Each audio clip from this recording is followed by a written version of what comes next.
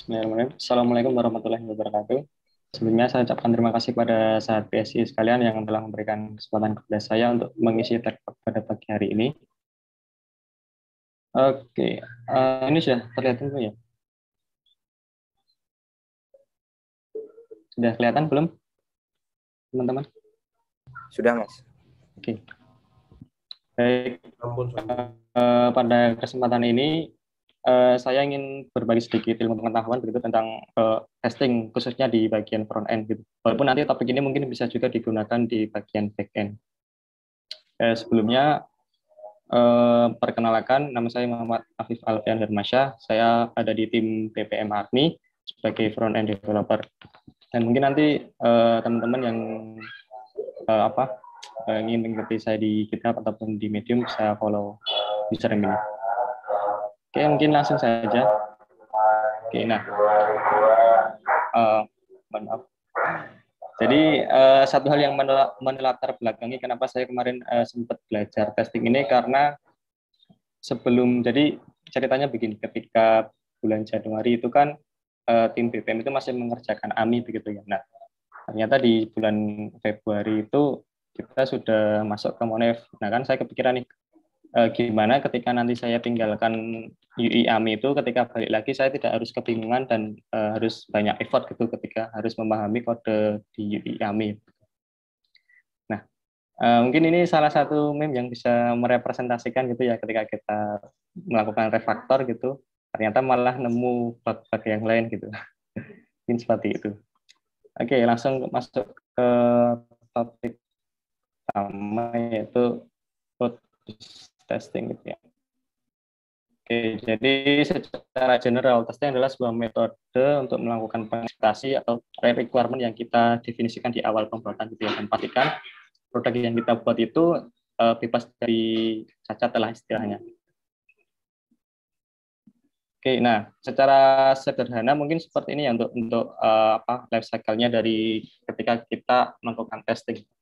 Pertama kita melakukan atau menulis sebuah code, kemudian kita punya ekspektasi nih, ekspektasinya ketika code kita dijalankan itu seperti apa. Nah, makanya kan kita masuk ke bagian tes. Nah, sebelum ada automate test, kita kan pasti harus mengecek secara manual nih, ketika fungsi kita berjalan lancar, maka ya berarti sudah sesuai ekspektasi. Tapi ketika ada error ataupun satu hal yang kok tidak seperti yang diharapkan gitu, kita harus memperbaiki, kemudian menuliskan lagi, menilai ekspektasi, dan seperti itu terus gitu sampai akhirnya sukses. Nah, di sini kenapa saya selipkan di sini ada satu automatis dan simpel gitu. Ketika kita menggunakan ini tuh kita menjadi lebih efisien dan lebih menghemat waktu gitu, karena kita tidak harus melakukan hal yang sama berulang kali dan harus mengecek satu sama lain gitu. Misalkan nih, kita memperbaiki fitur A, ternyata di fitur B itu kena impact-nya. Nah, itu kan kita harus balik ke fitur B, terus balik ke fitur A, dan itu kan memakan banyak waktu juga gitu. Oke, selanjutnya itu benefit. Nah, di sini benefit itu lebih ke untuk developernya ya. Jadi yang pertama itu get an error if your code break. Jadi kita bisa lebih tahu lebih awal gitu di mana letak kode kita yang rusak atau mungkin error gitu kan.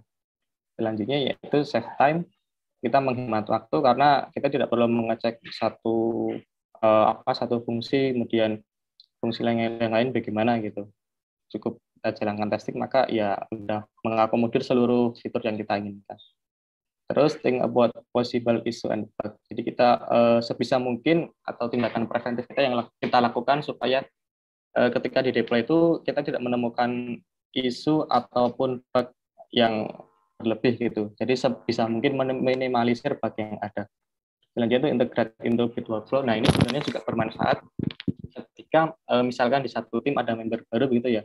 Nah, sebenarnya ketika melihat bagian testing itu kan kita juga bisa membaca nih, oh fitur-fitur apa aja sih yang harus kita deliver ke stakeholder gitu kan. Kemudian untuk backup complex dependency, kita mensimplifikasikan dependency yang ada, terus improve your code. Nah, ini kan ketika kita menuliskan sebuah kode yang clean dan readable gitu kan, kita menjadi lebih confident gitu terhadap kode yang kita tuliskan. Karena kita sudah memenuhi beberapa persyaratan dan requirement-nya bagaimana gitu.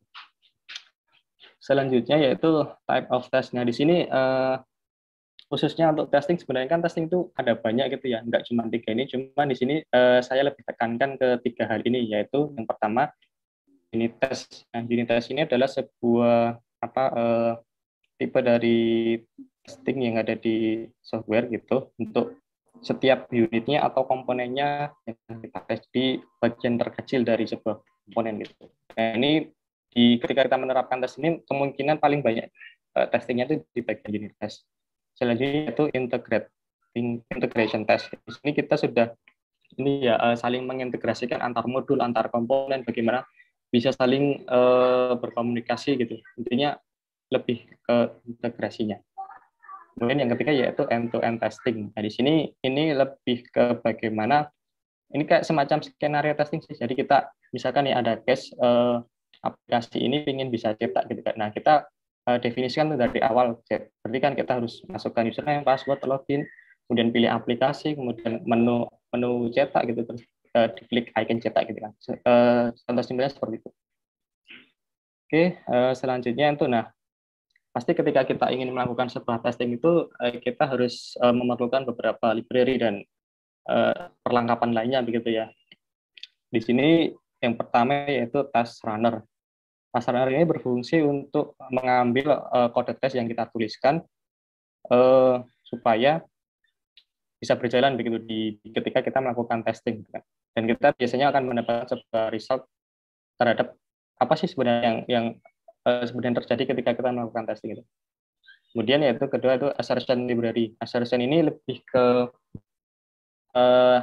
aturan dari bukan aturan sih, kayak semacam penulisan testing kode kita di dalam proyek kita. Kemudian yang ketiga itu headless browser.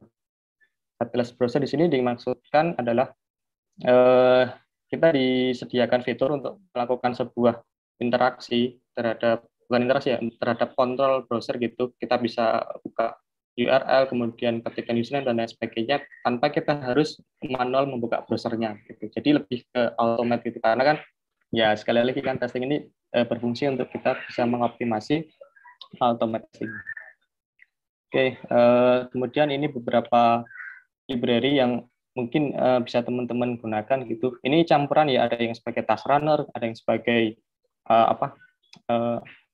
assertion library, kemudian ada yang sebagai headless browser. Ini Puppeteer, kemudian Jest, kemudian ini Jaimocha, Jasmine, Cypress, Karma, Protector.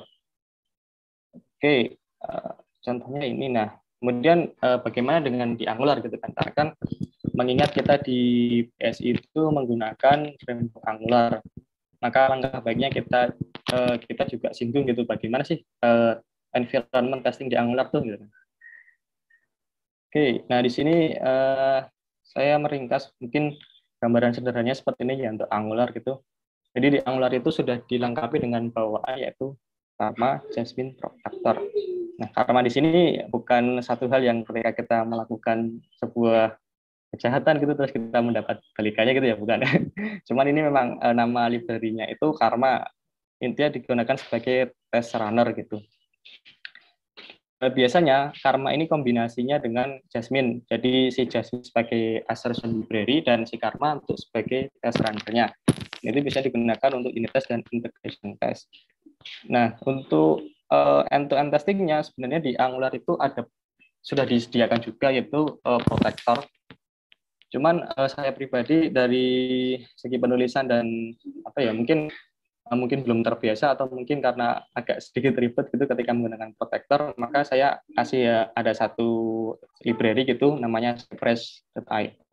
Ini dari segi penulisan tuh sangat simpel dan sederhana, dan saya selalu juga menggunakan ini gitu ya ketika melakukan end-to-end testing. Oke, selanjutnya, nah ini mungkin satu hal yang perlu teman-teman ingat juga ketika kita membuat sebuah unit test, pasti kan kita juga sudah memahami gitu konsep dari AAA gitu kan. Yang pertama itu rank. Jadi sebelum kita menuliskan sebuah baris code untuk testing, kita pastikan rank dulu nih, kita sediakan variabel apa aja yang kita perlukan, atau mungkin instance apa aja yang kita perlukan, atau service atau mungkin API gitu kan. Pastikan kita sudah ada list. Yang kedua yaitu atau mungkin action gitu ya. Nah, ini tahapan di mana kita menuliskan kode testing kita supaya berjalan.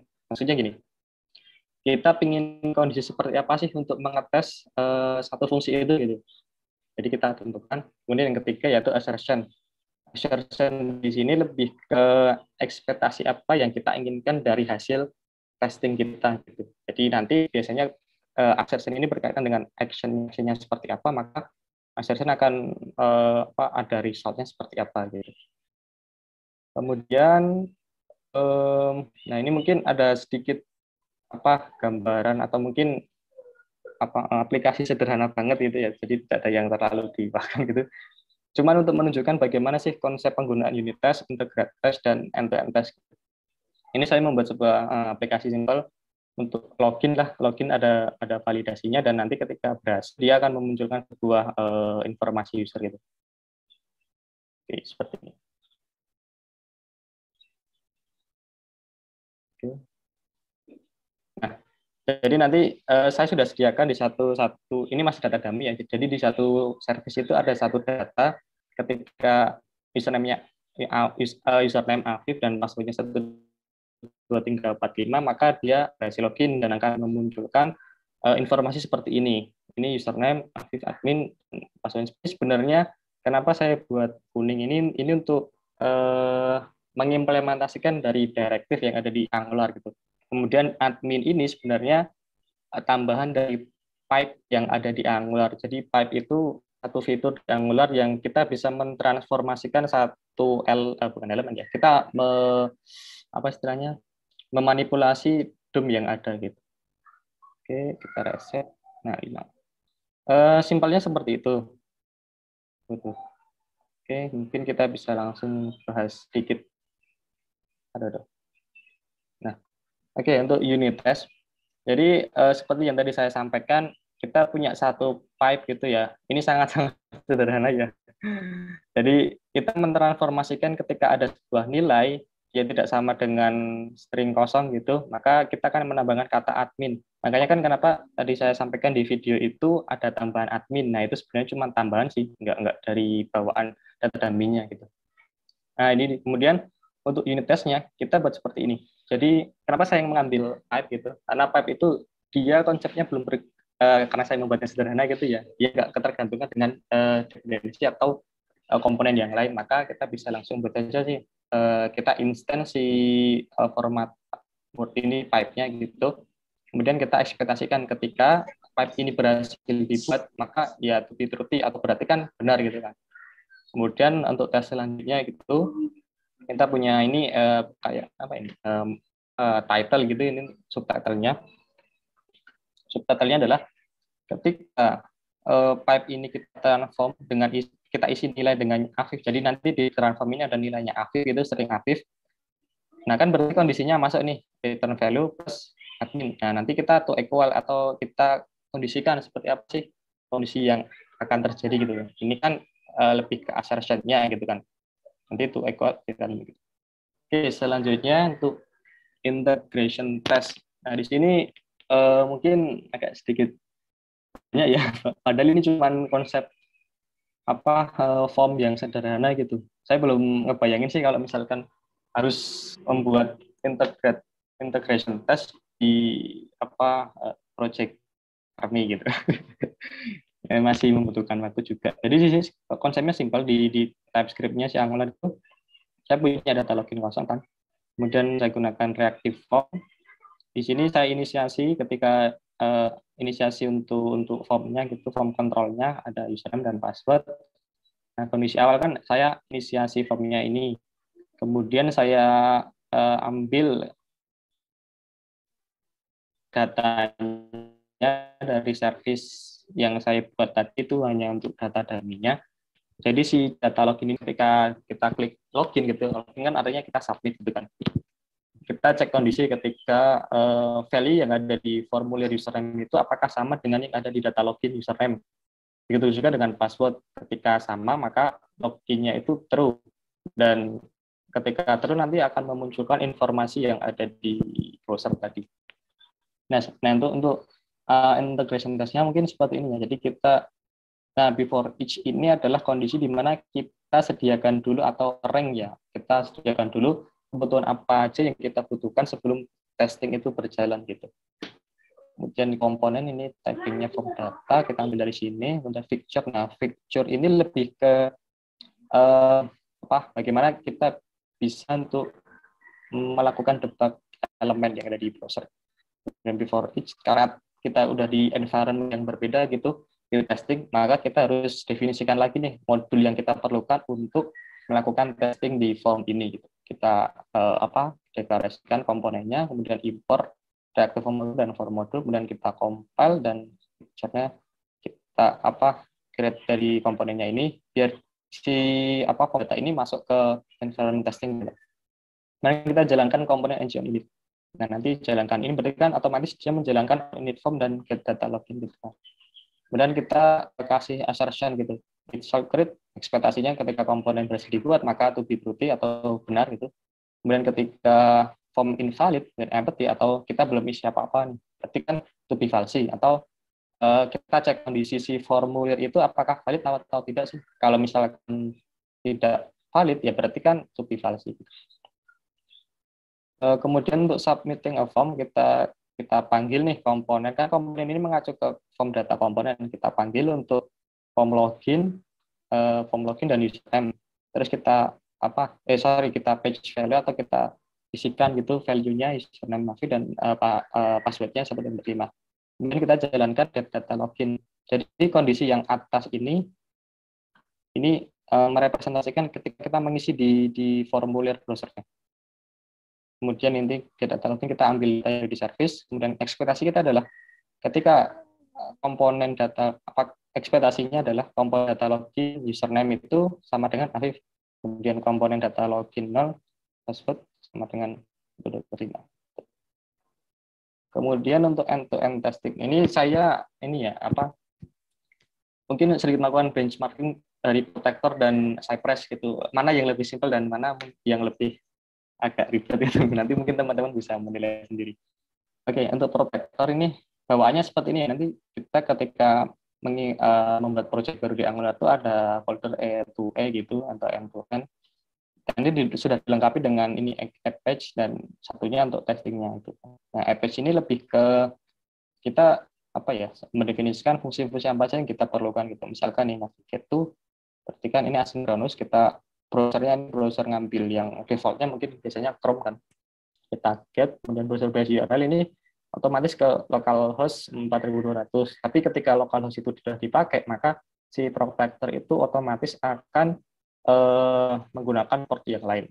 Nah, selanjutnya itu get title text. Di sini kita panggil ini ya elemen by CSS. Di sini maksudnya seperti atribut di HTML atau tag itu. Kita panggil h1 get data, get text gitu, kita ambil isi dari si h1 itu apa. Kemudian kita get input text, kita ambil juga nilai dari input dengan ID username, kita ambil value-nya gitu, ini juga password-nya. Nah, kemudian kita pindah nih ke bagian testingnya gitu kan. Kita before each lagi, kita siapkan dulu persediaan apa ya yang kita perlukan untuk testing ini. Kemudian itu display welcome. Nah, kita kan di sini tadi navigate dulu kan, kita masuk ke localhost-nya, terus kita jalankan nih fungsi get title tag. Nah, ketika kita ambil nilai dari si h1 ini apa gitu, kita ekspektasinya itu front end testing. Tadi kan di demonya itu kan ada front end testing ya, maka dia akan berhasil gitu. Itu juga ketika di sini kita send key atau kita ketikkan gitu di ID username Afif itu terus buatnya 1,245 gitu. Dan kita ekspektasinya adalah si ini get inputnya ini ambil yang di browser itu, maka ekspektasi kita adalah Afif dan passwordnya adalah 1,245. Oke, nah kemudian ini bagian yang saya yang suka itu ya. Karena sangat-sangat sederhana gitu. Jadi di Cypress itu kita cukup dengan satu file ini. Dan ini lebih mudah dibaca gitu. Kita visit localhost, kemudian konten ini maksudnya adalah segala jadi di satu halaman itu ketika ada nama front end testing kita ekspektasikan true gitu. Walaupun ini sebenarnya mungkin kurang detail gitu ya, karena bisa jadi kan di satu halaman itu ada banyak penulisan front end testing gitu, atau yang lain gitu. Kemudian untuk selanjutnya fill username and password correct. Nah, kita ambil dulu sama seperti protector tadi, kita ambil input dengan di username dan kita tag, tapi kemudian passwordnya seperti tadi. Kemudian, nah kita wait dulu. Wait di sini sebenarnya ini juga berfungsi ketika kita udah masuk ke request API gitu. Jadi kita menunggu dulu sampai request itu ada balikannya gitu kan. Ketika udah ya kita masuk ke login, klik, kemudian kita get ketika div itu kontennya adalah successfully login. Begitu juga ketika kita menggunakan password dan username yang salah. Nah, untuk hasilnya testingnya nanti, jadi di Angular itu ketika kita udah mendefinisikan unit test dan integration test, itu nanti kita jalankan ng test saja, nanti otomatis keluar apa aja sih testing apa aja yang kita definisikan untuk project kita gitu. Kemudian untuk protector seperti ini, dia lebih ke CLA-nya ya, jadi nggak ada tampilan secara browsernya gitu. Nah, seperti yang tadi saya sampaikan, jadi si protector itu nanti langsung mengecek port 4200 is already in use, jadi ketika sudah dipakai ya si protector akan menginisiasi dengan port yang lain gitu, makanya dia menggunakan port 57749 gitu. Nah, ini untuk aslinya itu seperti ini atau ekspektasi. Oke, untuk Cypress ini dia lebih manusiawi gitu istilahnya, atau lebih secara jujur itu ada gitu. Jadi kita bisa tahu nih seberapa cepat testing itu berjalan, kemudian testing itu ngapain aja gitu kan, kita bisa lebih tahu gitu. Jadi seperti ini nanti ada keterangannya, visit, konten, dan ini setiap tahapan itu bisa kita cover gitu ya, dia ada di bagian mana gitu. Nanti kita cek. Oke, nah di sini ada sedikit tambahan juga untuk extension-nya. Jadi selain menggunakan secara library gitu di Cypress itu ada juga extension-nya di Chrome gitu kan. Nanti kita bisa install. Cuman di sini kekurangannya si Cypress ini ketika kita sudah menggunakan model asynchronous gitu, karena extension ini berlaku ketika sinkronus sejauh yang saya testing gitu ya. Jadi nanti kita tes ya cuma satu tahapan sinkronus gitu, nggak ada nunggu atau apa gitu. Karena dia lebih ke mengambil properti apa aja yang ada di browser gitu yang terkompil. Nah, ini kan contohnya gini, jadi kita klik-klik itu nanti dia akan otomatis mengenerate visit, kemudian kita ngambil row, call md6, chat, seperti itulah. Nanti bisa digunakan. Nah, seperti ini nanti. Ini berjalan ya, karena kan ini nggak ada pakai API yang untuk request atau menunggu gitu. Jadi aman aja kalau misalkan menggunakan sinkronus. Kemudian yang kedua itu katalog recorder, ini selain test generator. Ini sama sih konsepnya seperti yang di Cypress extension Chrome tadi. Kita ada properti apa aja yang kita, atau eventnya apa aja, kita ngambil yang mana aja. Kalau sejauh yang saya tes, kalau ini untuk sinkronus masih aman gitu. Tapi untuk asinkronus saya belum tes sih. Sempat ngetes untuk UII Monet, cuman gagal ternyata. Oke, nah seperti ini untuk text tadi. Oke, mungkin langsung saja untuk saya coba tes gitu ya. Mungkin nanti teman-teman bisa cek di repository di sini. Oke, ini udah kelihatan ya, teman-teman? Halo? Kelihatan, Mas. Oke. Oke, jadi tadi seperti yang saya sampaikan gitu ya. Ini ada spek, jadi di setiap komponen atau properti itu nanti ada spek-nya. Terus ya sama tadi sih yang saya sampaikan itu. Mungkin bisa langsung di ini aja, ng test.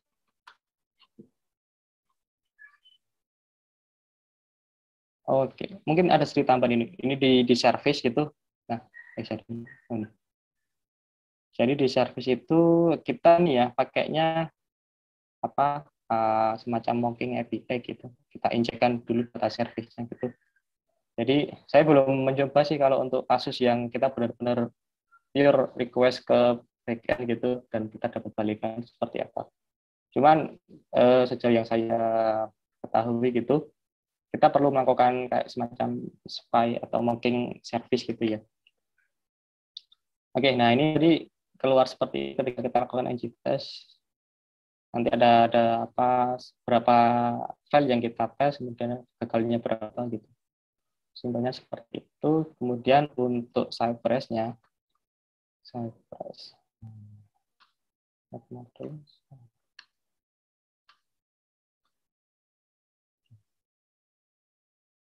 Nah, jadi nanti ketika kita melakukan instalasi itu, Cypress-nya terutama nanti ada di sini, ada file ini, yang kita tinggal gunakan aja. Oke, nanti tampilannya seperti ini.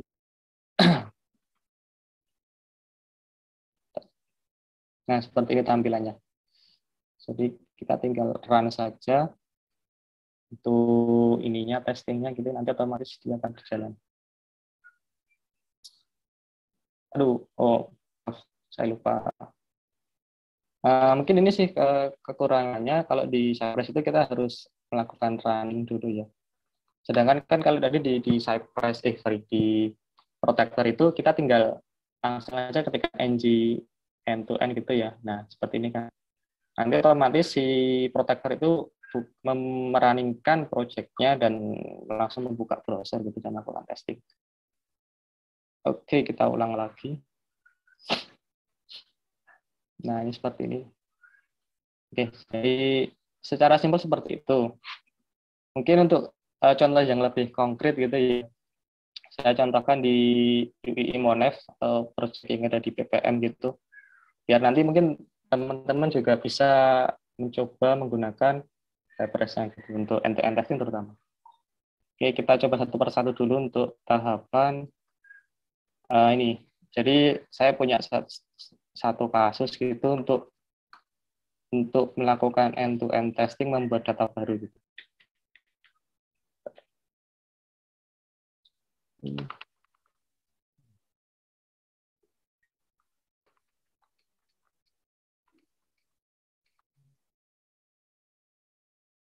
Sebentar.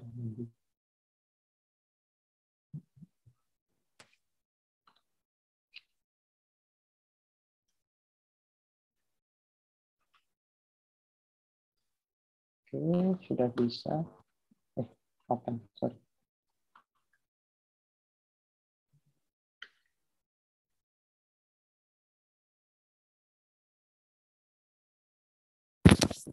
Nanti data langsung aja kita run integration test. Oke, nanti teman-teman bisa cek nih.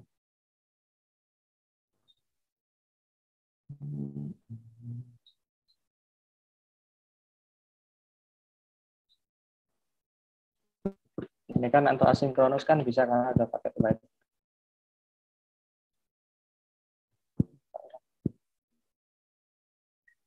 Bentar, kita refresh dulu.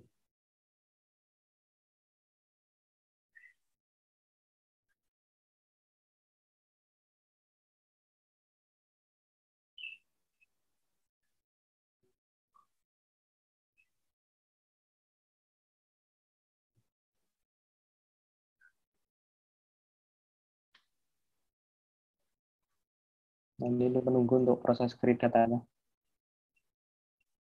Nah, ini berhasil kan. Jadi secara simpelnya itu. Nah, nanti di sini kita bisa cek nih, Mas Arya. Setiap tahapannya tuh dia ada di mana. Misalkan, nah ini pas ini kita klik apa, oke, kita terus klik, nah, itu bisa dicek di detailnya. Kemudian untuk contoh lainnya mungkin cetak gitu. Nah, nanti saya lihatkan juga untuk kasus ketika kita menggunakan extension si Cypress. Nah, ini cetak aman, ini berhasil. Terus kita cek nih, kalau misalnya kita pakai hasil recorder dari si Cypress. Jadi kita langsung akses gitu dan localhost.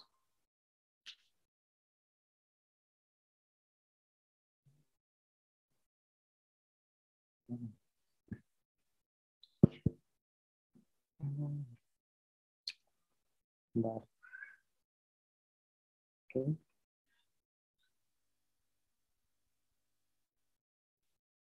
Nah kan, jadi ini sih jalannya.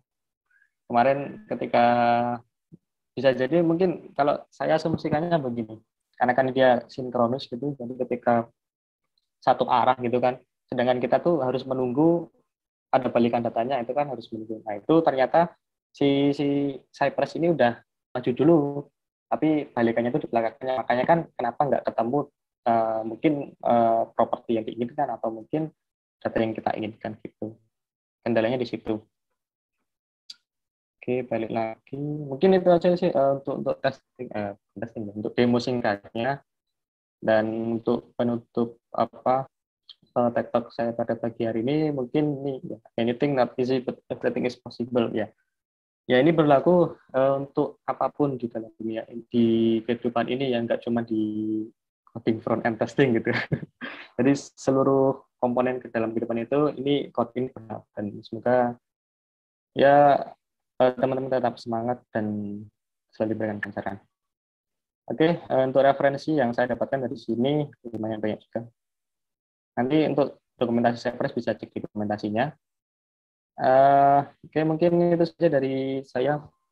Bila ada salah kata saya mohon maaf. Assalamualaikum warahmatullahi wabarakatuh. Untuk selanjutnya saya kembalikan ke Mas Alfian. Terima kasih Mas.